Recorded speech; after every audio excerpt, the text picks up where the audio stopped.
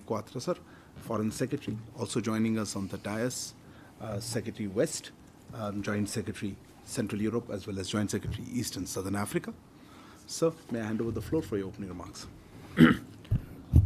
Thank you very much, and good afternoon to friends from the media. Namaskar. Thank you very much for joining us this afternoon for this briefing on the upcoming visit of the Honorable Prime Minister of India to South Africa for the BRICS summit, and then onwards to official visit to Greece. Honorable Prime Minister will depart tomorrow morning for Johannesburg, where he would be participating in the 15th BRICS summit that actually starts tomorrow only and concludes on 24th of August.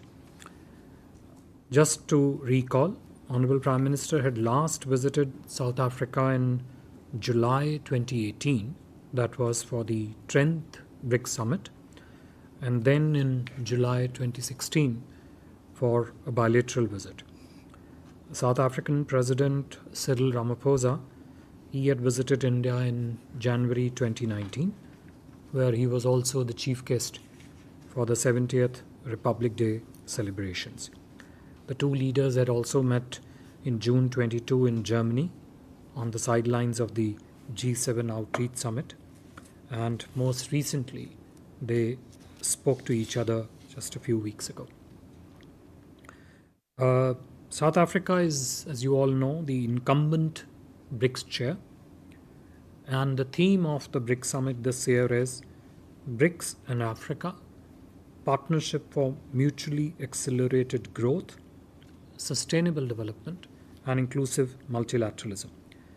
This would be the first in-person BRICS summit after 3 consecutive years of virtual meetings owing to the COVID-19 pandemic.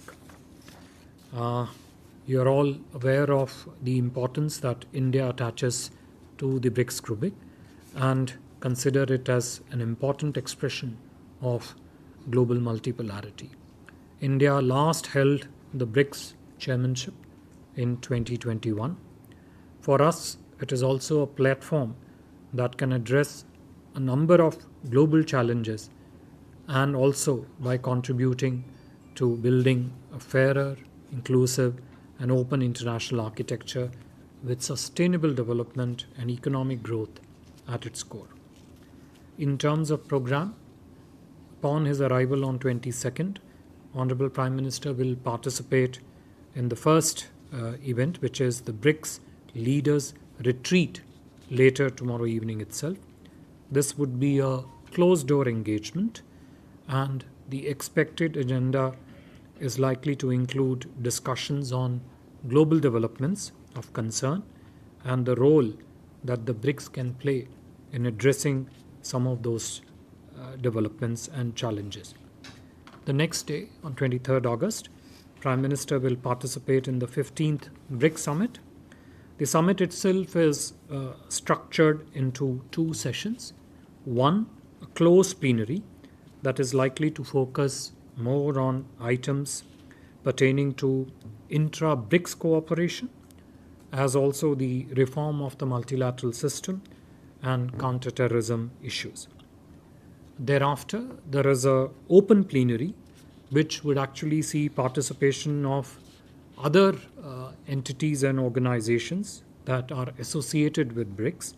This would include the President of the New Development Bank, the Chair of the BRICS Business Council, and the Chair of BRICS Women's Business Alliance. The participants are likely to deliberate on issues such as global economic recovery amid ongoing geopolitical challenges, sustainable development goals, something that would, I think, continue throughout the different sessions of the BRICS summit, women-led development, as also addressing the concern and interest and priorities of the Global South. The summit would conclude on 23rd, and on 24th, Prime Minister will participate in BRICS Africa Outreach and BRICS Plus Dialogue. We understand that the host country, South Africa, has invited a number of guest countries from Africa, as well as other emerging markets and developing countries to participate in this event on 24th. Partnership with Africa, how the partnership with Africa can actually shape and contribute to the development of the global south will figure as one of the important items in the deliberations on 24th. You are all aware of India's own views and efforts in this regard, which were very clearly and in detail reflected in the Voice of Global South Summit that was hosted by the Honorable Prime Minister in January earlier this year. These priorities of the Global South, just to touch upon here, are also reflected are going to be reflected in the upcoming G20 summit also, given the fact that this G20 presidency of India will see the largest ever participation from Africa in the summit to be held next month. For the 15th BRICS summit, a business delegation from India is also traveling to South Africa to attend the BRICS business tracks meetings and also the meetings of the BRICS Business Council, BRICS Women Business Alliance, and the BRICS Business Forum. After completing his engagements in Johannesburg relating to the BRICS Summit and to the BRICS Outreach and BRICS Plus Summit, Prime Minister would travel to Greece for an official visit on 25th of August 2023 at the invitation of His Excellency the Prime Minister of Greece. A ceremonial welcome on arrival in Athens, which would be followed by the visit to the tomb of the unknown soldier, where the Prime Minister would lay a wreath. Prime Minister will thereafter have a restricted and delegation level talks with the Honorable Prime Minister of Greece. Both leaders would also address the key businesses of both countries later after the delegation level talks. Prime Minister would also interact with the Indian diaspora in Greece. Just to recall here, Honorable Prime Minister had met the Greek Prime Minister in New York last in September 2019 on the sidelines of the UNGA. The important thing to mention here is that the last prime ministerial visit from India to Greece was in 1983. So it is after a considerable length of long period of time actually that a prime ministerial visit from India is taking place to Greece. Previous high-level exchanges between the two countries have also included a visit by former presidents of India, late Dr. APJ Abdul Kalam, and also former President Shri Ramnath Kovindji in June 2018. The Greek president had also paid a state visit to India in 1998, and the then Greek Prime Minister had visited India in 2008. Greece is one of India's important European partners. It's a member of the EU, of NATO, and a gateway to Europe and also to the EU market, and enjoys a privileged position at the crossroad of Asia, Europe, and Africa. Both India and Greece are not just modern democracies, but we also share close and age-old historical and cultural relations. Important elements of our partnership include defense and security, shipping, and most recently, the elements relating to the migration and mobility are being given shape in terms of structural partnership between India and Greece. Greece has also been a strong supporter and a partner with India on issues of core interest in the UN and other international organizations, including their support to our permanent membership in the expanded UN Security Council. During the Honorable Prime Minister's visit to Greece, both sides will look to expand and diversify the trade and investment segment of cooperation, deepen and expand the defense and security partnership, infrastructure cooperation, shipbuilding industry, something which is a great strength of Greece and where the extensive opportunities are there, energy, agriculture, education, and, as I mentioned earlier, migration and mobility.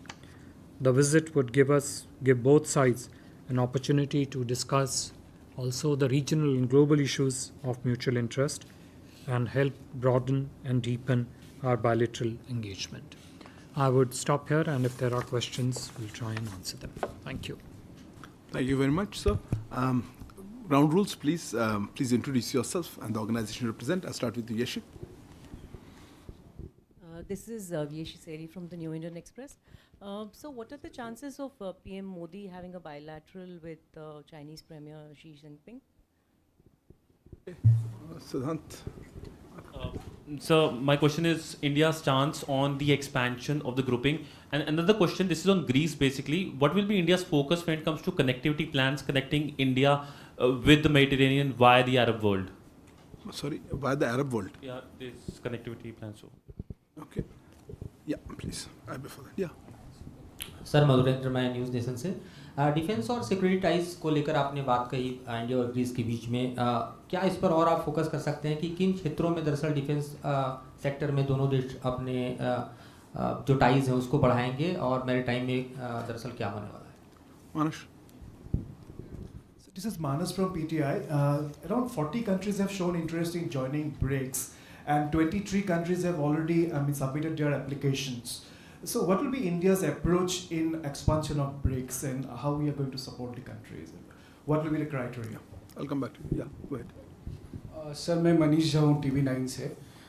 मुझे जितना समझ में आ रहा है sir कि अब तक भारत सरकार ये कहती आई थी पोस्ट मई 2020 के बाद कि जब तक PLA अपनी पोजीशन से पीछे नहीं हट जाता तब तक इंडिया और चाइना के पॉलिटिकल रिलेशन नॉर्मल नहीं हो सकते हैं। तो अगर प्राइम मिनिस्टर मोदी और शी जिनपिंग की मुलाकात होती है ब्रिक्स से अलग होकर, तो क्या हम कहें कि PLA अपनी पोजीशन से हट गई, और अगर नहीं मुलाकात होती है तो क्या कहें कि PLA अभी तक उसी पोजीशन पे बना हुआ है?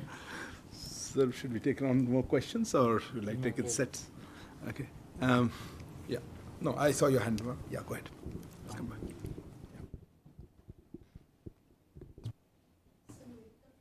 Microphone, please.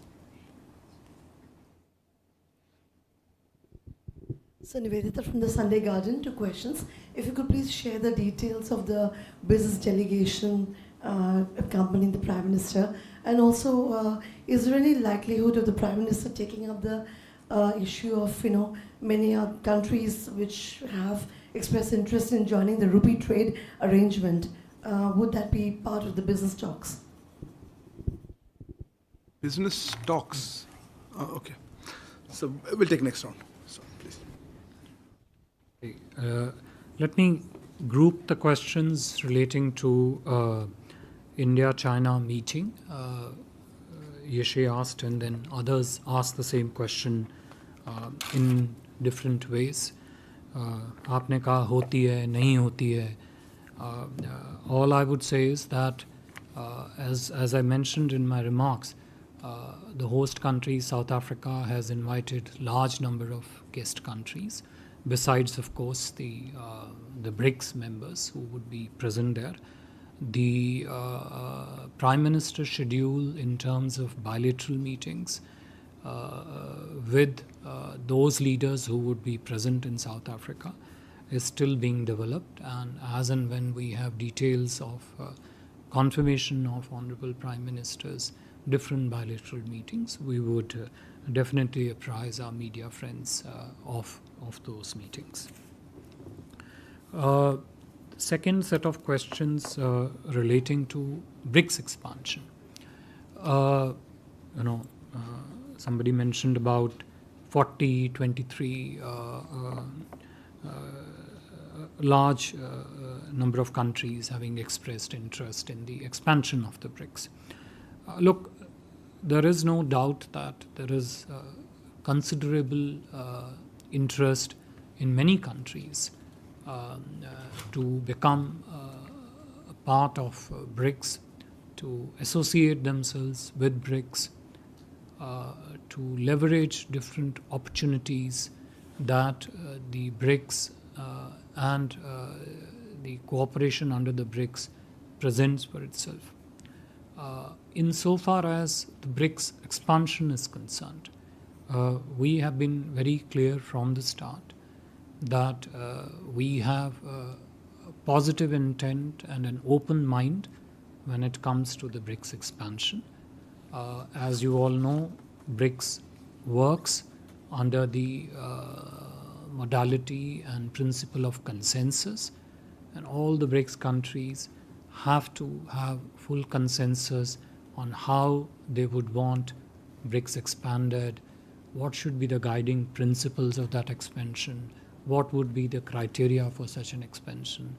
Those are the subject matters of ongoing current discussions between the Sherpas of the BRICS in South Africa, and I would not want to prejudge the outcome of these discussions, except to say, as I said earlier, that India has a positive intent and an open mind when it comes to BRICS expansion.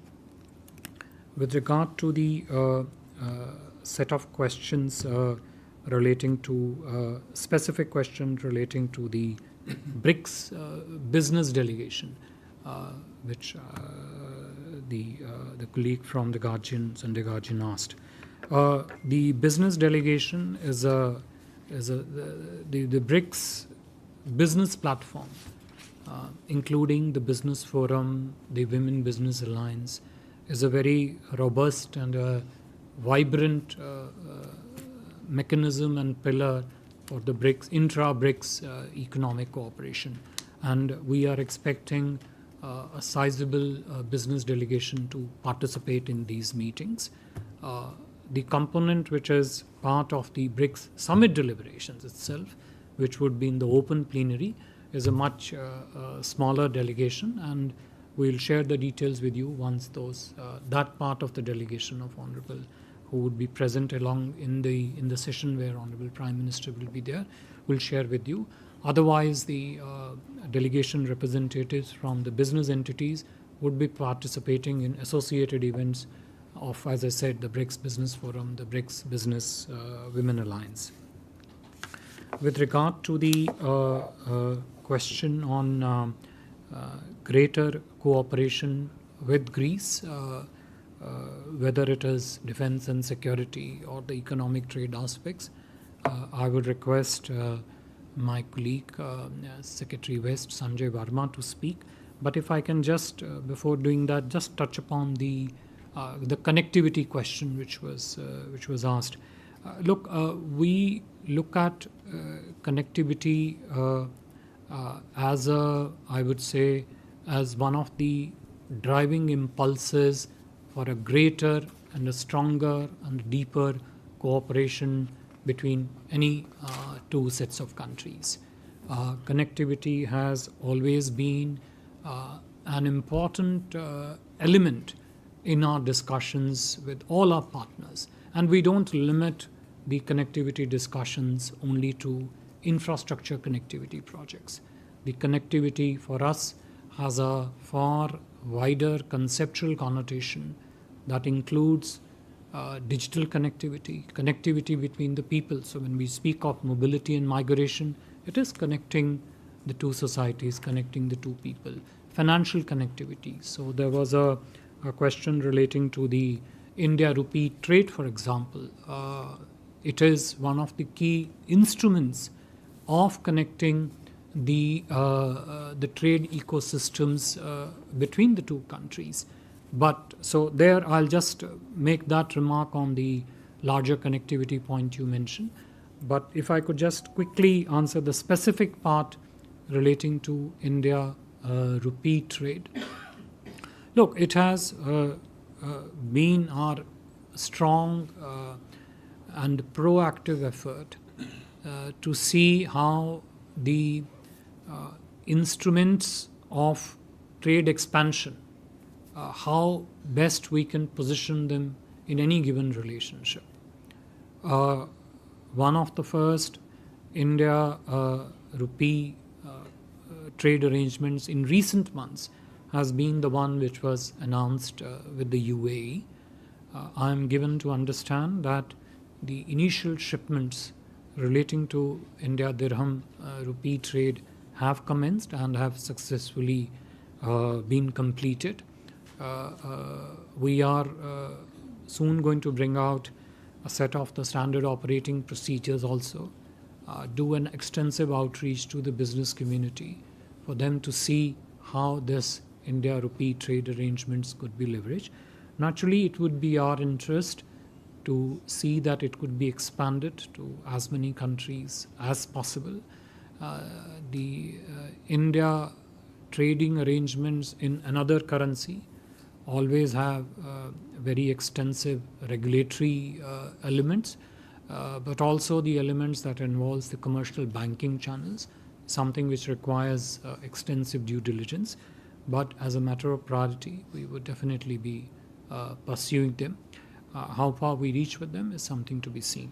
With this, if I could request my colleague Sanjay to speak on to the elements of cooperation between India and Greece during this visit. Well, thank you, Foreign Secretary. The question was specifically pertaining to cooperation in the defense sector. As you know, Greece is pivotally located in the Eastern Mediterranean. It has been a significant maritime power in merchant shipping. It controls probably one of the biggest shipping lines in terms of dead tonnage, and that spin-off runs into its naval capacities. It apparently has the third best navy in the European Union. Just a matter of weeks ago that we had a naval exercise with the Greeks in Greece. This was preceded in April, the multinational aviation Air Force exercise. The objective of the visit, Prime Minister's one-day official visit, would be to strengthen security and defense cooperation, would be to increase the pace of exchanges at the military level, training, personnel, invite Greek capacity into the Make in India program, especially in our defense industry, and consider joint production, technology exchange, etc. As Foreign Secretary mentioned, both Greece and India have shared core foreign policy interests, and security and defense interests are somewhere at the heart of core interests. So we believe Prime Minister's visit will take this agenda forward in a more substantial and future-oriented manner. Thank you. Thank you. So more questions? Yeah. Shashank, I saw you last. Thank you, Foreign Secretary. Shashank Mattu with the Mint. So there's been a lot of speculation in the run-up to the summit about this idea of a BRICS common currency. The President of Brazil voiced his support for it. The Russian Foreign Minister was also seen to comment on this matter. Of course, our Foreign Minister made it very clear that there was no discussion about something like a BRICS common currency. Have there been any talks on this? If you could put any speculation on this to rest, or has there been any conversation about some sort of currency trading arrangement? And what would be India's position on this particular proposal of a common currency? Because if you could keep it short. Thank you. Yeah, please.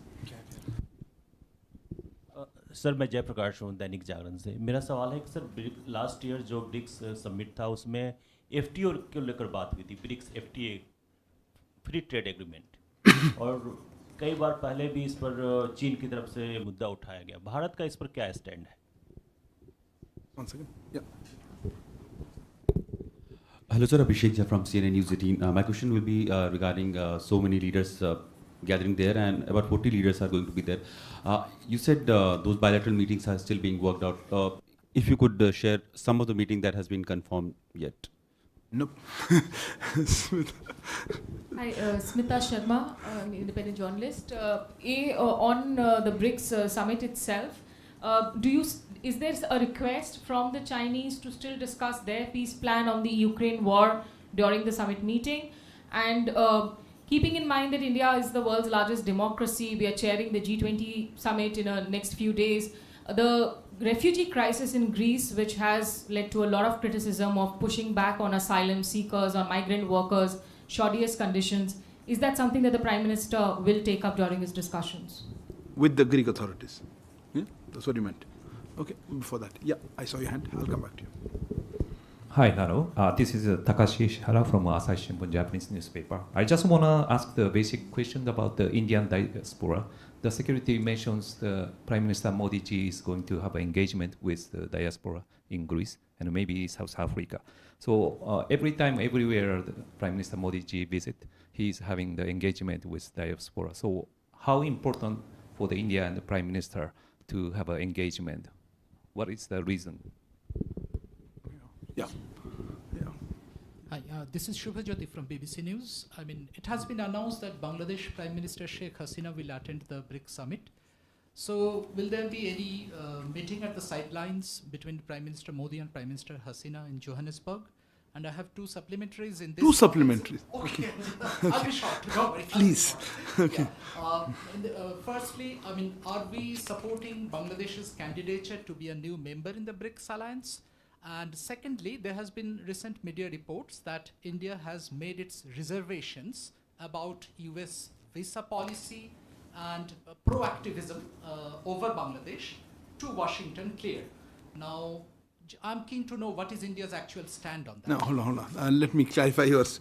On the last one, certainly in the realm of theoretical discussion or hypothetical, if the meeting happens, this is not the venue to discuss bilateral relations with Bangladesh.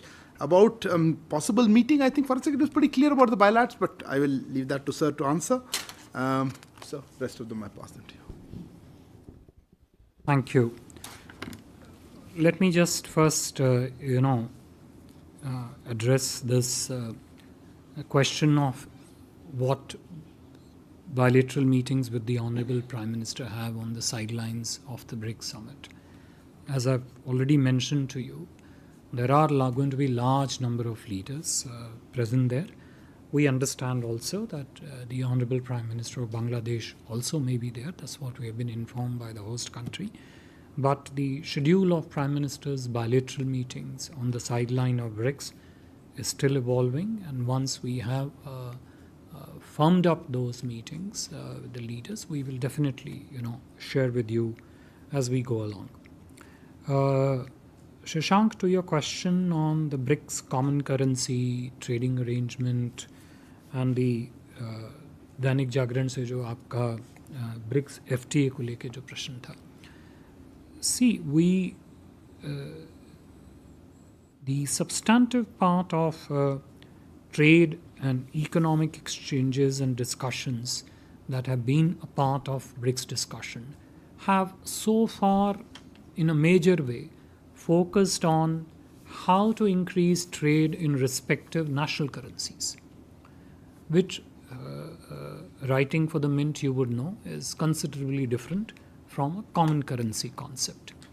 Again, you would know that the common currency discussions have several prerequisites before you can even talk about a common currency framework.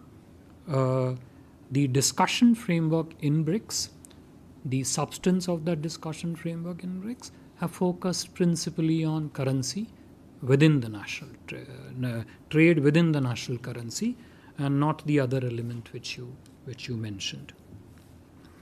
देखिए, जहाँ तक BRICS FTA का प्रश्न है, और ये प्रश्न केवल ब्रिक्स FTA तक ही सीमित नहीं है, ये प्रश्न किसी भी देश के साथ जब FTA पे वार्ता होती है उस पर भी लागू होता है कि FTA की जो डिस्कशंस हैं वो एक प्रकार से राजनीतिक हैं मगर एक प्रकार से काफ़ी तकनीकी भी हैं। FTA का स्वरूप क्या हो, FTA के विभिन्न चैप्टर्स क्या हों, FTA में कितनी टैरिफ लाइन कंसेशन के लिए आएँ, खाली गुड्स पे हो, सर्विसेज पे हो या इन्वेस्टमेंट्स पे भी जाए। अच्छा, खाली ट्रेड्स, गुड्स, सर्विसेज या इन्वेस्टमेंट की बात नहीं, बाकी आर्थिक सहयोग के एलिमेंट्स भी उसका भाग हों या ना हों।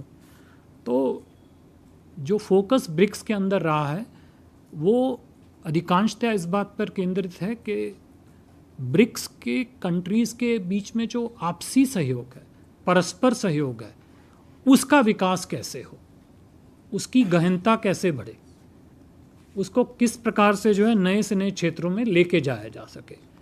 अब उसका स्ट्रक्चरल स्वरूप में FTA हो, ट्रेड इन नेशनल करेंसीज हो और कोई फ्रेमवर्क हो, वो चीज़ें ऐसी हैं जो कि जो एक्सपर्ट्स लोग हैं वो आपस में डिस्कस करके उस पर निर्णय करेंगे।